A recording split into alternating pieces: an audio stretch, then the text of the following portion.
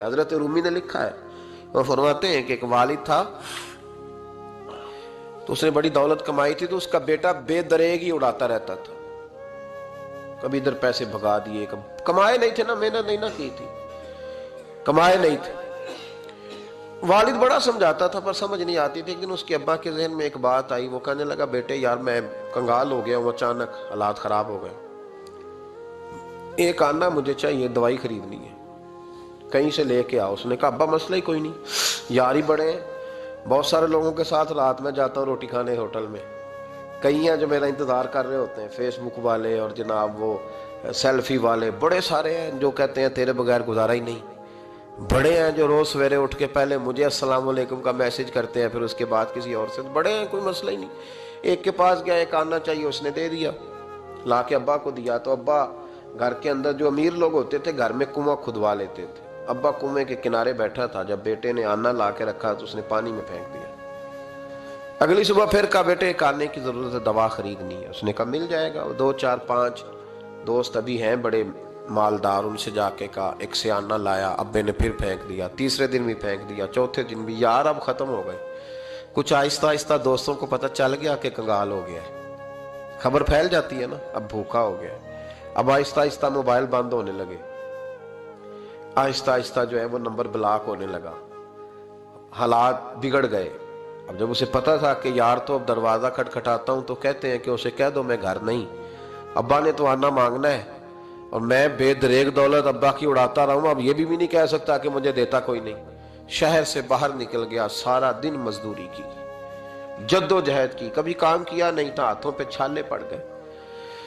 بڑا مشکل ہوتا ہے جن لوگوں نے کام نہ کیا ہو، انہیں کرنا پڑ جائے تو تکلیف کا شکار ہو کے ایک آنا کمایا، شام کو لا کے والد کی ہتھیلی پہ رکھا تو اس نے پھینکا نا جب کنویں میں تو چیخ پڑا، کہنے لگا ابا جی آپ سیانے بیانے بندے ہیں، روز پیسے لا کے دیتا ہوں، کنویں میں پھینک دیتے ہو، کوئی کرنے والی بات کرو، نہیں دوائی کھانی تو نہ کھاؤ، ضائع کیوں کرتے؟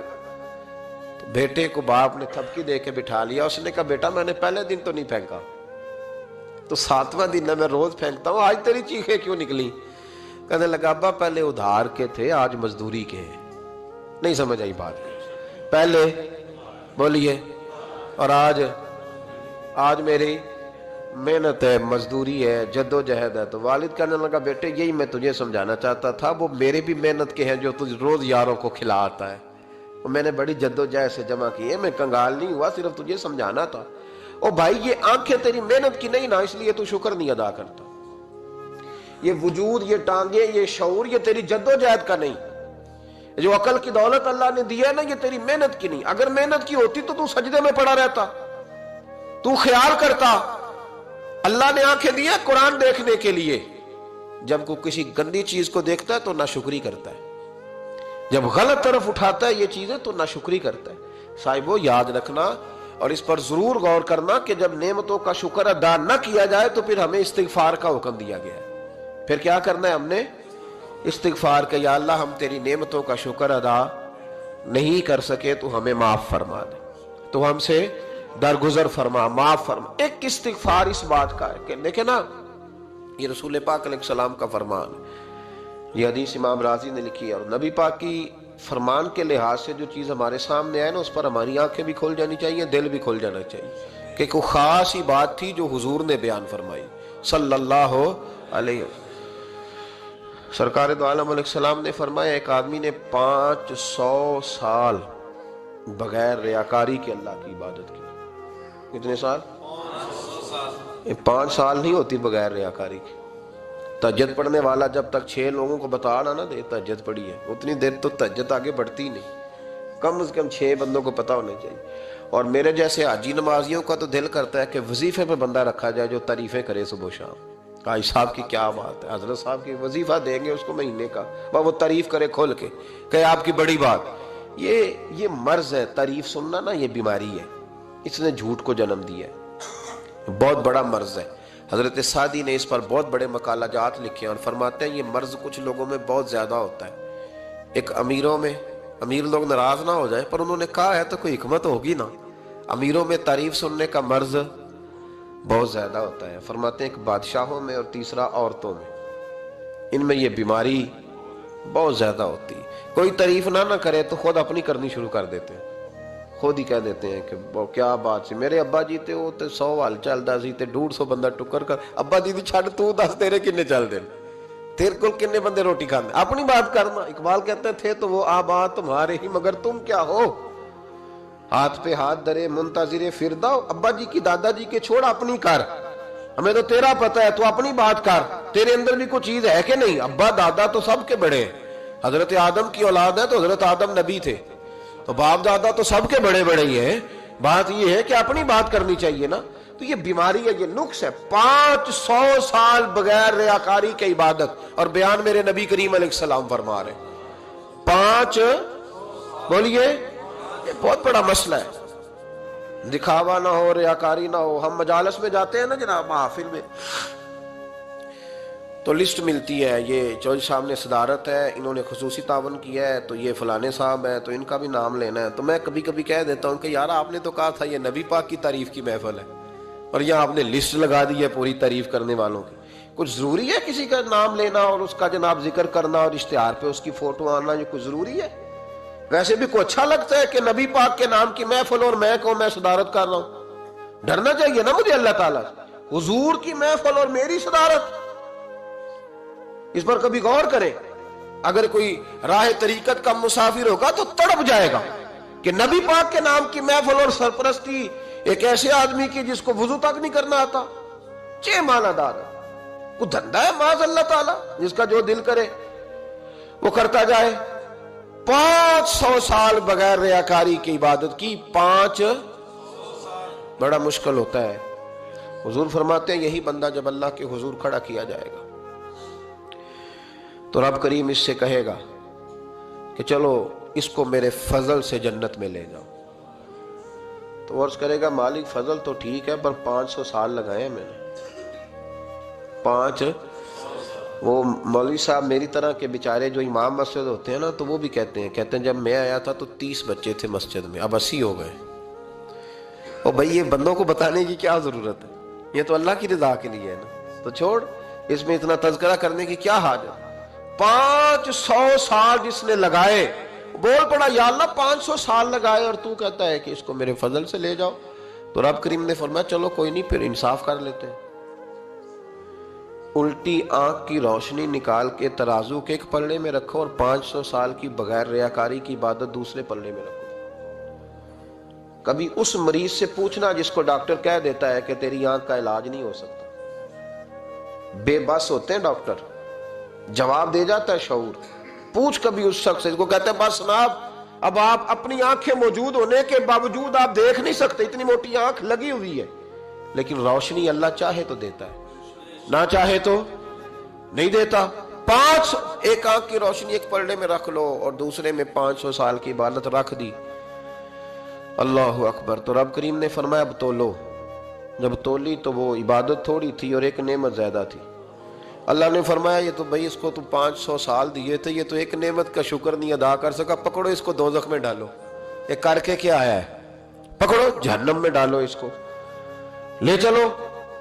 ترمذی شریف کے لفظ ہے, نبی پاک نے ہمیں سمجھایا اور ایک جملے میں ساری بات ختم کر دی. حضور فرمانے لگے تو اللہ کی تھوڑے دیے ہوئے رزق پہ راضی ہو جا, وہ بھی تیری تھوڑی عبادت سے راضی ہو جائے گا. اور اگر تیرا پروگرام ہے نا لمبی چوڑی جائیدادوں کا, تو پھر سجدے بھی لمبے کر, پھر لمبے کرنا تو بھی. یہ کیا بات ہوئی, یہاں جتنی دولت بڑھتی جاتی ہے عبادت سکڑتی جاتی ہے, وقت ہی نہیں, ٹائم ہی نہیں, یہ بڑھا. پھر تو جب دوزخ میں جانے لگا نا تو پھر خیال آیا, تو حضور فرماتے ہیں استغفار کرنے لگا, کہنے لگا اللہ میں بھول گیا تھا, اللہ مجھے غلطی لگ گئی, استغفار کر رہا.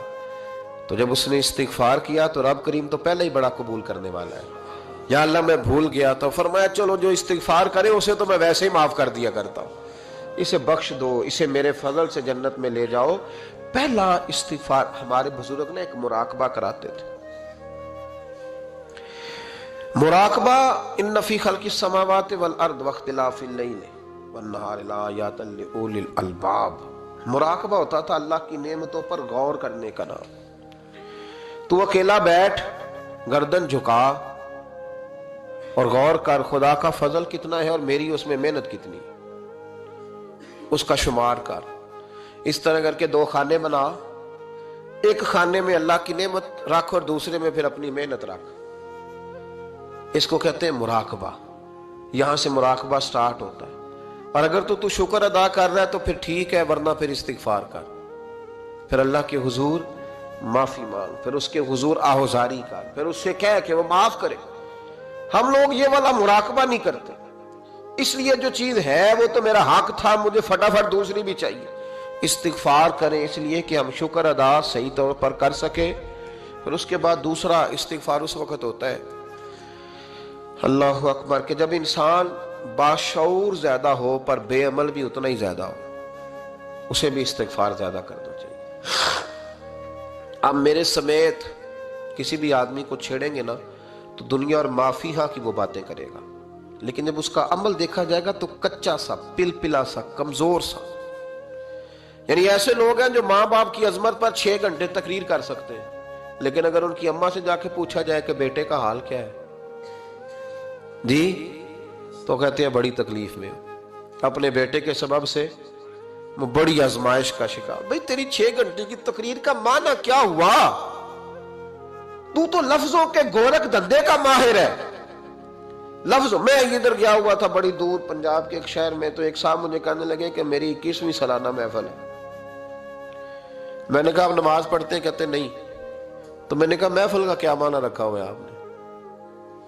یہ کیا ہے، رسم ہے؟ فلاں بہت بڑے عالم کو میں نے بلایا، فلاں کو بھی بلایا، فلاں نعت کا بھی، یہ کیا ہے؟ اگر تو نمازی نہیں آج تک، اس کو کیا سمجھتا ہے تو؟ میرے لیے فلاں بزرگ سے بھی تعلقات ہے، تو نے کیا حاصل کیا ان سے؟ تعلقات کا کیا مطلب ہوتا ہے؟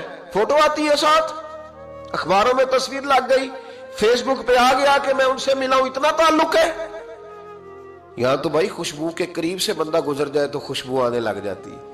تو نے پایا کیا؟ شعور ہونا اور عمل نہ ہونا بہت بڑی مصیبت ہے۔ اس سے اللہ کی بارگاہ میں استغفار کرنا چاہیے۔ یعنی انسان کو عقل ہو، پتہ ہو، خبر ہو، پر اس کے پاس دھیلے کا عمل نہ ہو۔ اس کو 3400 حدیث آتی ہو کہ نماز نہ پڑھنے والے کی سزا یہ ہے، پھر بھی نہ پڑھے تو سزا ہے کہ نہیں اللہ کی طرف سے؟ حضرت رومی رحمت اللہ علیہ فرمایا کرتے تھے بہت سارے بندوں کو اللہ سارا کچھ دیتا ہے، مسجد آنے کی توفیق نہیں دیتا۔ معنی یہ ہے کہ اللہ ان سے ناراض ہے۔ وہ کہتے ہیں کہ میں بڑا سمارٹ ہوں۔ تو عقل ہونا اور عمل نہ ہونا، اس پر بھی استغفار کرنا چاہیے۔ شعور ہو اور انسان کو عمل کی توفیق۔ یار ساری زندگی گورکھ دھندے میں گزر گئی لوگوں کی، لفظوں کے بڑے ماہر رہے، اور میں ایسے لوگوں کو دیکھتا ہوں تقریریں 6 گھنٹے کی، او ہو 9 گھنٹے کی تقریریں سنتے بیٹھتے ہیں مجالس میں، نماز کا وقت آتا تو مصیبت بن جاتا، بھاگتے ہیں، جان چھڑاتے، مسجد کی حاضری 20 منٹ کی بھی صحیح نہیں دے سکتے۔ کیا ہے یہ کیوں بوجھ بن گیا تیرے اوپر؟ غور کر، ڈر اللہ سے۔ میرے نبی کریم علیہ وآلہ وسلم نے ارشاد فرمایا قیامت کے دن کچھ لوگ کئیوں کی بات سن کے جنت میں چلے جائیں گے۔ اللہ تعالی ہماری پردہ پوشی عطا فرمائے۔ کہا کچھ تبلیغیں کرنے والے دوزخ کے دروازے پہ کھڑے ہوں گے تو وہ جنتی کہیں گے کہ مولانا پیر صاحب ہم تو آپ کی بات سن کے جنت میں جا رہے ہیں، تو آپ یہاں کیوں کھڑے ہیں؟ تو وہ کہیں گے ہائے افسوس، میں کہتا تو رہا پر عمل نہ کر سکا۔ میں عمل، اس سے مراد صرف ممبر میں بیٹھنے والا مولوی نہیں، اس سے ہر وہ شخص مراد ہے جو نصیحتیں تو بڑی کرتا ہے لیکن خود عمل وہ بہت بڑا الفاظ کا ذخیرہ رکھتا ہے، پر عمل کے لیے 2 سجدے بھی صحیح طریقے سے دے سکتا، پھر وہ استغفار کرے، پھر وہ اللہ کی بارگاہ میں معافی مانگے، پھر وہ توبہ کرے۔ اس لیے کہ جو جتنا بڑا ہوتا تھا نا اس پہ خشیت بھی اتنی زیادہ طاری ہوتی، اس پر خشیت بھی اتنی جتنا۔ حضرت عمر فاروق رضی اللہ تعالیٰ عنہ کو زخم لگ گیا، شدید زخم لگا، آپ آ گئے، بڑی زیادہ خون بہ گیا ہے، بہت سارے صحابہ آپ کے گرد جمع ہو گئے، حضرت عبداللہ ابن مسعود بھی آ گئے، تو جناب عمر رونے لگ گئے۔ اب تو رونا آتا ہی نہیں لوگوں کو۔ حضرت محی الدین ابن عربی کہا کرتے تھے جس کو پورا ہفتہ ہو گیا ہے نا وہ طریقت کا مسافر بھی، جاگ رہے ہیں آپ حضرات؟ کہتے تھے جس کو پورا ہفتہ ہو گیا نا طریقت کا مسافر بھی ہے، پر اللہ رسول کی یاد میں رویا نہیں۔ فرماتے تھے مجھے تو اس کے ایمان پر شک ہونے لگ گیا کہ 8 دن ہو گئے اسے خیال ہی نہیں آیا حضرت عمر میدان میں جس شخص کے کبھی پاؤں نہیں لڑکھڑائے، اللہ رسول کی بات آتی تھی تو دریا بہتے تھے آنسو، یہاں حال ہی کوئی نہیں، خشک خشک جملے اور جناب موٹے موٹے تراشے ہوئے فکرے اور لفظوں کی ہیرا پھیری، اس کے علاوہ کوئی چیز نظر ہی نہیں آتی۔ حضرت عمر رونے لگے، آخری وقت ہے، تڑپ رہے ہیں، آنسو بہ رہے ہیں۔ حضرت عبداللہ ابن مسعود آ گئے، انہوں نے کہا عمر تیری ہجرت بھی بڑی باکمال تھی، تیرا اسلام قبول کرنا بھی بڑا ہی باکمال تھا، حضور بھی تجھ سے ہمیشہ راضی رہے، عمر تو روتا کیوں ہے یار؟ بات تو یہ ہے کہ جب تو نے خلافت سنبھالی تو پھر تیرے طریقے بھی باکمال ہی تھے، اور جب تو میدان میں اترتا تھا پھر بھی تیرے معاملات باکمال تھے، اور جب تو مال غنیمت بانٹتا تھا پھر بھی تو باکمال۔ یار ہر موقع پہ تو باکمال تھا تو جاتے دفعہ روتا کیوں ہے؟ ان کا استغفار دیکھو، ان کی توبہ دیکھو۔ حضرت عمر پھر رو پڑے، کہنے لگے عبداللہ لوگوں کو میری نیکیوں کا پتہ ہے، گناہوں کا تو نہیں نہ پتہ، وہ تو میں جانتا ہوں یا میرا مالک جانتا ہے نا، نیکیاں تو سب کے سامنے، پر من آنم کے من دانم جو اندر چھپے ہوئے گناہوں کے ڈھیرا وہ تو میں جانتا ہوں۔ کہا تو نے میرے کلمہ پڑھنے سے لے کر میری حکومت تک میری ساری نیکیاں گنوائی ہیں، اب دعا کر میرے لیے کہ رب میری نیکیاں اور بدیاں برابر برابر کر دے، مجھے درجہ نہیں چاہیے، بس اللہ مجھے معاف کر دے۔ درجوں کی ضرورت